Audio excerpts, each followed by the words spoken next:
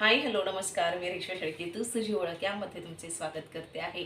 आजचा ब्लॉग नाही आहे, म्हटली चला तुमच्यासोबत छान मी भाऊबीजेच्या दिवशी जी भांड्यांची खरेदी केली होती त्याबद्दल तुम्हाला सांगूया. मी पैसा एवढा आणते कुठून, जर मी माझ्या खर्चातून वापरत नाही तर ह्या गोष्टी घेण्यासाठी पैसा आणते कुठून, कसा मॅनेज करते, कसे पैसे वेगळे काढते, हे तुमच्यासोबत शेअर करणार आहे.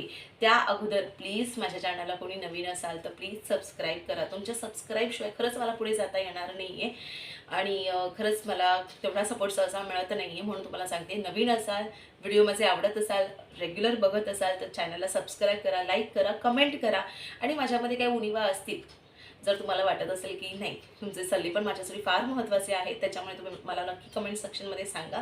आणि व्हिडिओ आवडत असेल तर ते पण मला सांगा, नक्की मला आवडेल. मी सुद्धा त्याच्यामध्ये बदल करण्यासाठी नक्कीच प्रयत्न करेन. आणि बस एवढंच. आणि आता तुम्हाला मी सांगते की हे पैसे कसे मी मॅनेज करते. मुळात काय असेल ना, माणसाची जर अंडरस्टँडिंग असेल ना तर सगळ्या गोष्टी मॅनेज होतात. गरज वाटत नाही 1-2 लाख पगार पाहिजे असेल, जास्त पैसा पगार असला पाहिजे असं अजिबात वाटत नाही. जेवढा आपण कमवतो, जेवढी आपली कुवत आहे त्यानुसार आपण मस्त कमाल असा उत्तम आपण पद्धतीने संसार करू शकतो. आपण जो आपला व्यवहार असतो, मंथली एक्सपेन्सेस, सेविंग, सगळ्या गोष्टी एकदम उत्तम प्रकारे आपण मॅनेज करू शकतो. आणि मी तेच करते आहे. गरज नाही वाटत 1-2 लाख रुपये पगार पाहिजे असेल. हां, कालांतरानुसार आपल्यामध्ये प्रगती झाली पाहिजे, आपली स्किल वाढली पाहिजे. कारण जसजसं आपण पुढे जातो तसतसे बऱ्याच काही आपल्या महागाई वाढत जाते, तसं आपण सुद्धा आपल्यामध्ये वेगवेगळे बदल केले पाहिजे, प्रगती केली पाहिजे, स्किल वाढवली पाहिजे आणि पुढे गेलं पाहिजे. एवढंच असतं. फक्त एवढंच की आपण जे कमवतो, जी आपली कुवत आहे त्यानुसार आपण खर्च केला पाहिजे, तसं आपण वागलं पाहिजे, तसं आपला सेव्हिंगचा पण पाया मजबूत ठेवला पाहिजे. कारण पुढे जाऊन आपल्याला काय कोणती परिस्थिती येईल कोणी सांगू शकत नाही. त्याच्यामुळे आपला बेस फार म्हणजे एकदम स्ट्रॉंग असणं महत्त्वाचं आहे. आणि जसजसे आपले खर्च येतात ना राव, तसे आपण मॅनेज करू शकतो, आरामात उत्तमरित्या मॅनेज करू शकतो. आता मला पण, मी प्रत्येक महिन्याला माझं सगळं वेगवेगळं करून ठेवते. मला पगार कमी मिळू दे, कधी जास्त मिळेल, माझी एक सेव्हिंग हा आकडा फिक्स आहे. त्या सेव्हिंगच्या आकड्यामधून मी कधीच वेगळा भाग काढत नाही की बाबा आज सण आहे, मला सणासाठी पैसे काढायचे, ही वस्तू घ्यायची आहे घरामध्ये, ती वस्तू अजिबात नाही. त्याच्यामुळे हे कुकर आणि तवा जो मी काल घेतला तर मी तो कसा मॅनेज केला आहे तर तुमच्यासोबत तेच मला एवढंच शेअर करायचं आहे. तर ही कुकर छान, आता मी तुम्हाला गेली मला वाटतं 7-8 महिन्यापासून म्हणते मला कुकर घ्यायचं आहे. मी कुकर इकडे बरेच मिळू शकतात, डीमार्टला मिळू शकते, पण मी केलं नाही कारण त्याची प्राईस भयंकर हाय होती. आणि आपण किती महाग घेऊ किंवा किती क्वालिटी ते तेवढेच टिकतात. मी अनुभव म्हणजे आपण ह्या रोजच्या वापरण्यातल्या गोष्टी, त्याच्यामुळे त्या रोजच्या एकदम डेलिकेटेड बाबा आपण असं सांभाळून नाही, आपण पट काम करत असतो. मी तरी करत असते, कारण माझा त्याच्याकडे एवढा पुरेसा वेळ नसतो माझ्याकडे की एकदम असं अजिबात नसतं. तर त्याच्यामुळे मग म्हटली चला ठीक आहे, आपण थोडीशी हार्ड घेऊया. सो ही आहे माझी कंपनी वगैरे असं काही मी बघत नाही. मी जिथे एवढ्या वर्षापासून माझा विश्वास आहे, माझी भांडी जिकडनं मी घेते तिकडनंच मी ही वस्तू घेतलेली आहे आणि मला पडलेली आहे 1450 रुपयाला पडलेली आहे. खूप मजबूत आहे, म्हणजे हलकी नाही आहे. मी स्ट्रॉंग बघूनच घेतली, वजन आहे आणि 5 लिटरची आहे. 5 लिटरची मला लागते कारण आम्ही 3 जण असो तर पटकन होऊन जातं. छोटी घेण्यात काही अर्थ नव्हता कारण डाळ भात भाजींवरती काहीतरी बॉईल करण्यासाठी हवं होतं. सो ही 1450 रुपयाची घेतलेली आहे, ज्याची फार गरज आहे मला. आणि माझा जो जुना कुकर होता तो त्यांच्याकडनंच घेतला होता आणि त्याच क्वालिटीज आहेत आणि हा पण त्याच हेवी पोझिशनमध्ये आहे. त्याच्यामुळे ह्याची फार गरज आहे आणि छान 4-5 वर्ष आरामात जातील याची गॅरंटी आहे. अजून मी पुढे 2 स्वतः वर्ष ढकलेन ही पण मला फुल गॅरंटी आहे. त्याच्यामुळे हा माझा लॉंग म्हणजे साथीदार आहे, खूप लांबचा साथीदार आहे माझ्यासाठी. आणि त्यानंतर हे जे आहे नॉनस्टिक तवा आहे, डोशाचा तवा, प्लस मी सगळे प्रकार ह्याच्यामध्ये करत असते. घावणे करत असते, आता उद्या मी करेन घावणे. आणि डोशाचा तवा आहे, त्यामध्ये मी रव्याचे डोसे सुद्धा करते, आंबोळी करते, उत्तप्पा करते. म्हणजे हा माझ्यासाठी प्रचंड महत्त्वाचा आहे, म्हणजे खूपच माझ्यासाठी गरजेचा आहे. आणि हा तवा दीड एक वर्षाने चेंज करावाच लागतो कारण ह्याची जी कोटिंग असते ती खराब होऊन जाते. आपल्या सगळ्यांना माहिती, नॉनस्टिक तवे हे जास्त काळ टिकत नाही आहेत. पण करणार काय, भिड्याचे तवे नाही मिळत ते, त्या पद्धतीने आपल्याला त्याची बरंच काही करावं लागतं. भिड्याचं तवं गावी आहे माझ्या घरी, पण आता आपण घ्यायचं म्हटलं तर 2-3 महिने त्याची काहीतरी बरीच प्रोसिजर असते आणि तेवढं सगळं नाही आता त्याच्यामध्ये पॉसिबल होत. त्याच्यामुळे मग हे आपलं माझ्यासाठी बरं वाटतं हे. तर हा मी घेतलेला आहे 400 रुपयाचा घेतलेला आहे. नॉनस्टिक तवा खूप महाग मिळतात, पण मी त्यांच्याकडे हा 400 रुपयाने घेतला आहे. खूप छान स्वस्त क्वालिटीचे मिळतात, क्वालिटी चांगली पण स्वस्त प्राईसचे असे मिळतात. त्याच्यामुळे आम्ही त्यांचे जवळचे आहोत, त्याच्यामुळे अजून कमी होते असं नाही आहे की दुसऱ्याला ज्या ठरल्याप्रमाणे देतील तसं आम्हाला देतील असं नाही. ते खूप कमी करून देतात सगळ्या गोष्टी. सो ह्याचे पैसे आणि ह्याचे पैसे मी कसे मॅनेज केले. तर मुळात काय होतं ना की मला सवय आहे 200-300 रुपये साठवायची, तशीच मी काही महिन्यापासून साठवते आहे. आणि मुळात आता भाऊबीज झाली.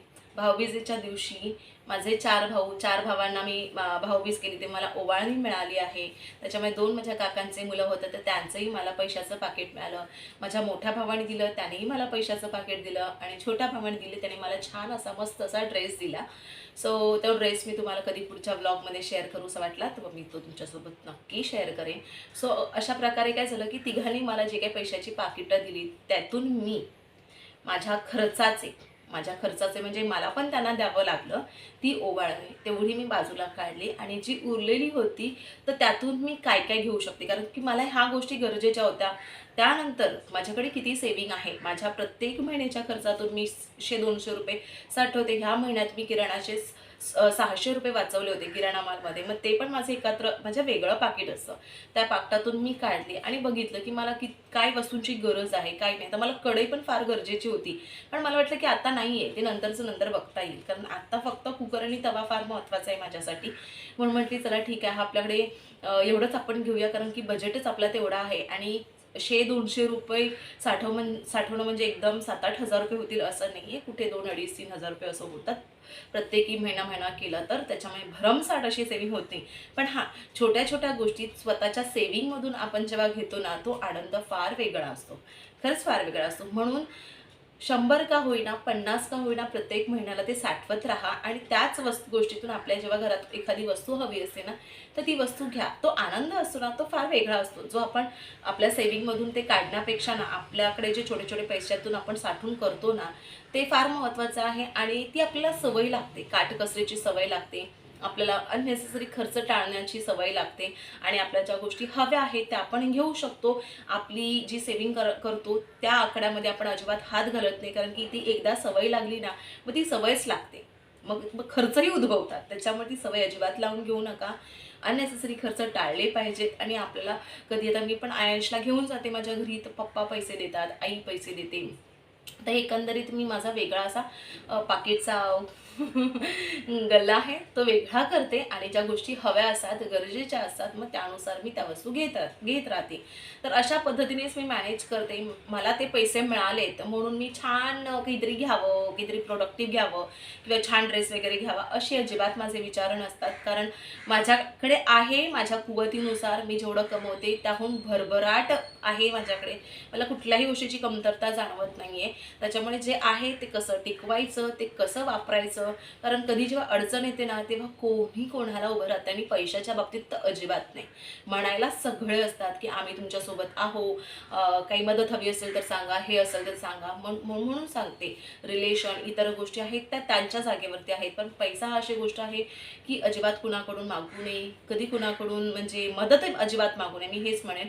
बाकी काही नाही, कारण की आपल्याला देवाने छानपैकी बनवलेलं आहे तर मग आपण तसं मॅनेज पण केलं पाहिजे, तसं आपली मेहनत पण केली पाहिजे आणि आपल्या ज्या उणिवा आहेत कमतरता त्या पूर्ण केल्या पाहिजे. That's it. आणि जे आहेत त्याच्यामध्ये छान समाधान राहा, आनंदी राहा ना. काय कमतरता आहे असं स्वतःला समजा आणि खूप मस्त म्हणजे असं जग छान सुंदर वाटेल ना विचारू नका.